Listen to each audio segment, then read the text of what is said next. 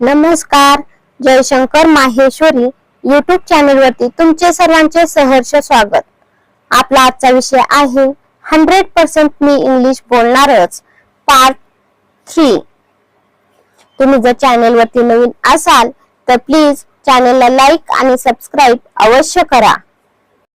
मुलांनो, spoken English मध्ये आपण पार्ट 3 पाहणार आहोत. 100% तुम्ही इंग्लिश बोलणारच. पार्ट फर्स्ट आणि पार्ट सेकंड तुम्ही पाहिलेला असेलच. थोडी रिव्हिजन घेऊयात.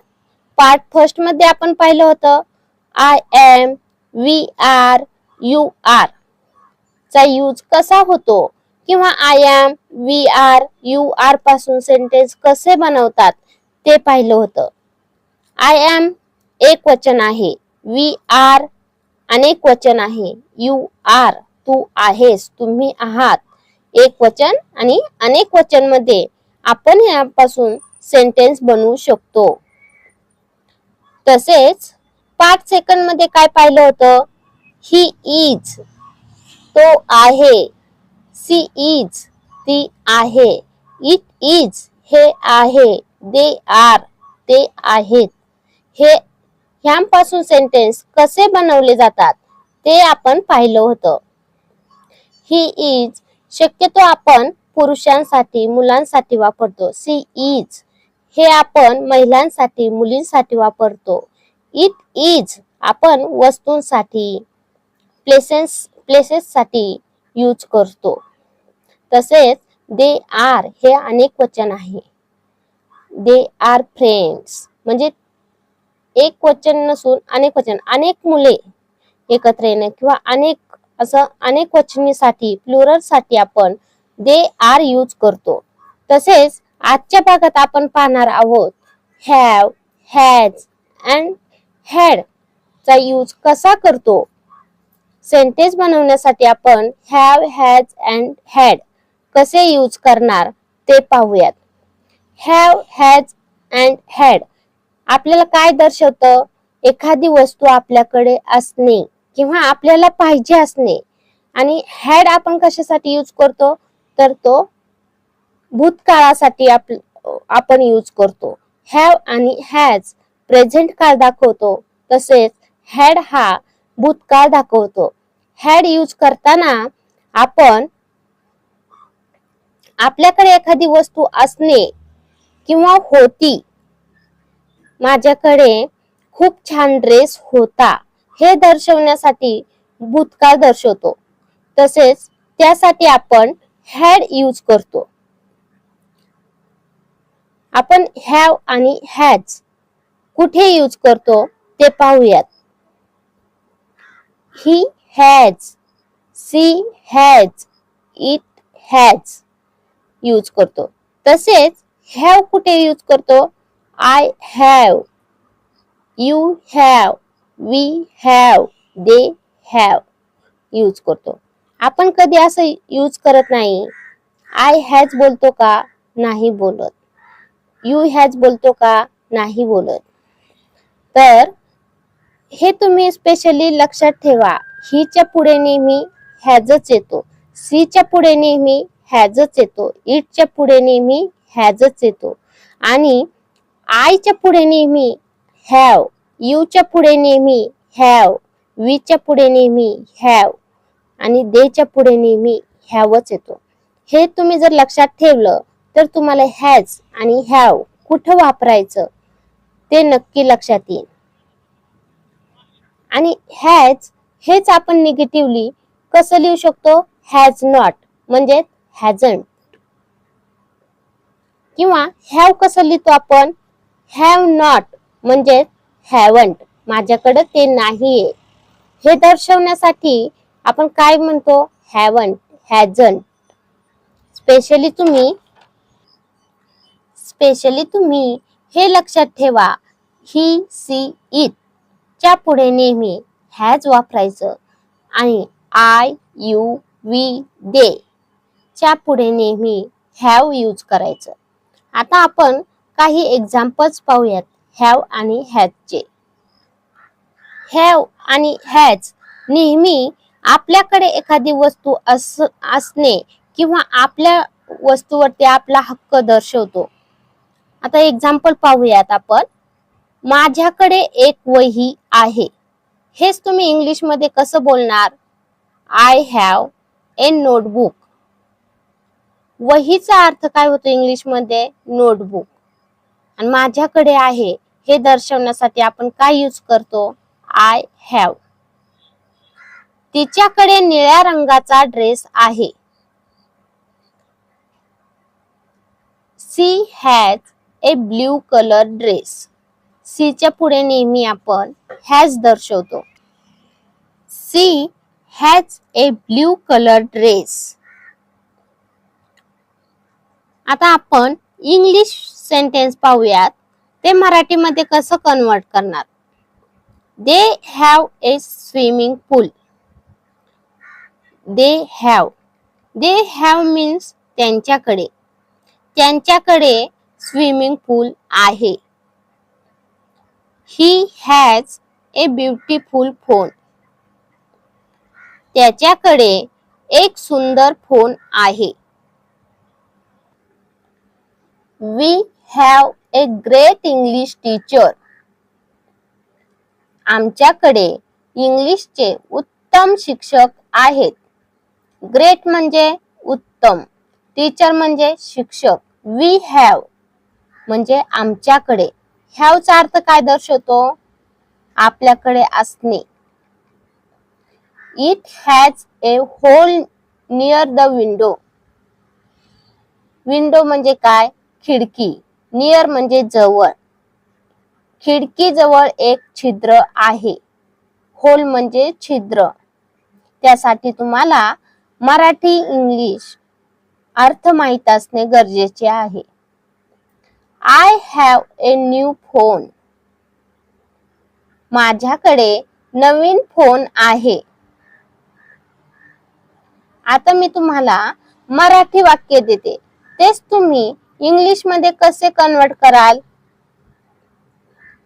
त्यांच्याकडे मोठे घर आहे. त्यांच्याकडे मोठे घर आहे. कमेंट्स मध्ये लिहा. तर मी सांगते. दे have a big house. They have a big house. त्यांच्याकडे नवीन कपडे आहे.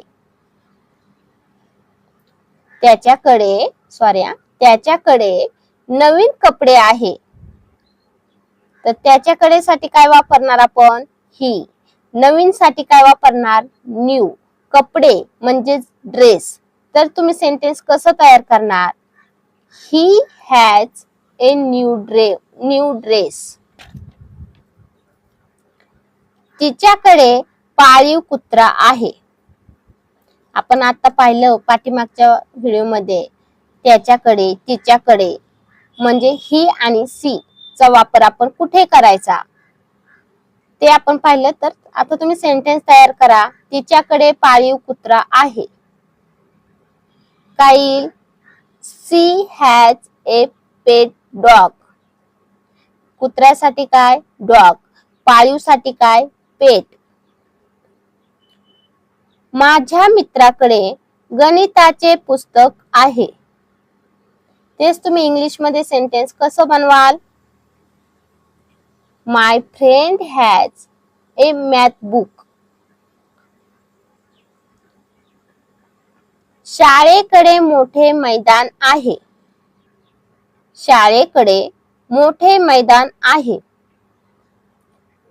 The school has a big playground. The school has a big playground. Playground म्हणजे मैदान. बिग म्हणजे मोठं. स्कूल म्हणजे शाळा. तर तुम्ही छोटे छोटे वर्ड्स यूज करून पूर्ण सेंटेन्स बनवण्याचा प्रयत्न केला तर तुम्हाला लवकरच जमेल. आता आपण हॅड खूप सोपं आहे. हॅज आणि हॅव मध्ये तरी कन्फ्युजन होऊ शकतं की कुठं कोणता शब्द यूज करावा. परंतु हॅड पूर्ण भूतकाळ दर्शवतो. भूतकाळातील एखादी वस्तू वस्तू किंवा गोष्ट दर्शवतं किंवा एखादी घटना होऊन गेलेली असेल ते सांगण्यासाठी आपण हॅड वापरतो. आणि हॅड सर्वांपुढे यूज केलं जातं. I had, it had, you had, we had, he had, they had, she had. प्रत्येकापुढे आपण हॅड यूज करतो. तसं हॅव आणि हॅज आपण प्रत्येकापुढे यूज करत नाही. हॅव कुठे यूज करतो आपण? I have, you have, we have, they have. आणि हॅज कुठे यूज करतो? He has, she has, it has. यामध्ये तुम्ही बिलकुल कन्फ्यूज होऊ नका. तसेच हॅड आपण प्रत्येकासाठी यूज करतो. I had, it had, you had, we had, he had, they had आणि सी हॅड. तर आपण हॅडचे थोडे एक्झाम्पल पाहूयात. माझ्याकडे एक पुस्तक होतं. भूतकाळ दर्शवतं, पुस्तक होतं. तर तेच तुम्ही इंग्लिश मध्ये कसं बोलाल? I had a book. I had a book. तिच्याकडे निळ्या रंगाचा ड्रेस होता. तिच्याकडे निळ्या रंगाचा ड्रेस होता. भूतकाळ. She had a blue colour dress. She had a blue colour dress. त्यांच्याकडे स्विमिंग पूल होता. They had a swimming pool. They had a swimming pool. त्याचे सुंदर घर होते. He had a beautiful house. He had a beautiful house. आमच्याकडे इंग्लिशचे उत्तम शिक्षक होते. We had a great English teacher. आपण हे have आणि has मध्ये तेच सेंटेन्स had मध्ये कसं कन्वर्ट करायचं ते पाहिलं. माझ्याकडे एक पुस्तक होतं. तिच्याकडे निळ्या रंगाचा ड्रेस होता. त्यांच्याकडे स्विमिंग पूल होता. त्यांचे सुंदर घर होते. आमच्याकडे इंग्लिशचे उत्तम शिक्षक होते. हेच आपण प्रेझेंट टेन्स मध्ये सुद्धा पाहिलेले आहे. आमच्याकडे इंग्लिशचे उत्तम शिक्षक आहेत. किंवा तिच्याकडे निळ्या रंगाचा ड्रेस आहे. त्याचे सुंदर घर आहे. तेच आपण भूतकाळामध्ये होतं असं करून हॅड कसा यूज करायचा त्याचे एक्झाम्पल्स पाहिलेले आहेत. आता मी तुम्हाला 5 एक्झाम्पल्स देते. त्यामध्ये तुम्ही have, has and had properly use करून कमेंट्स मध्ये मला नक्की कळवा. फर्स्ट एक्झाम्पल आहे सी डॅश डॅश ए पेट डॉग. यामध्ये तुम्ही have, has, had properly use करा आणि मला कमेंट्स मध्ये नक्की कळवा. सेकंड आहे you dash dash A nice car. Third is Ram dash dash a new bag. Four A the car dash dash A flat tyre. 5 A I dash dash a good night rest. तुम्ही 5 examples नीट read करा आणि त्यामध्ये have, has आणि had properly fill करा आणि मला comments मध्ये नक्की कळवा. कमेंट्स केलं असेल तुम्ही तर आपण आता त्यांचे आन्सर पाहूयात. तुम्ही चेक करा तुमचं किती बरोबर आलेलं आहे ते. She has a pet dog.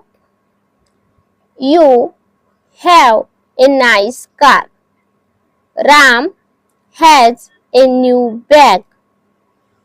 The car has a flat tire. I had a good night rest. Thank you guys.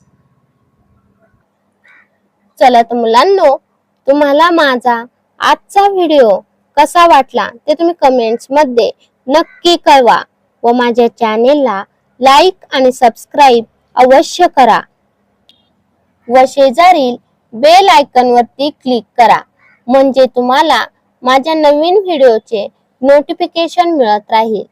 Thank you. भेटूयात नवीन व्हिडिओमध्ये। पार्ट 4 नक्की पहा। थँक्यू।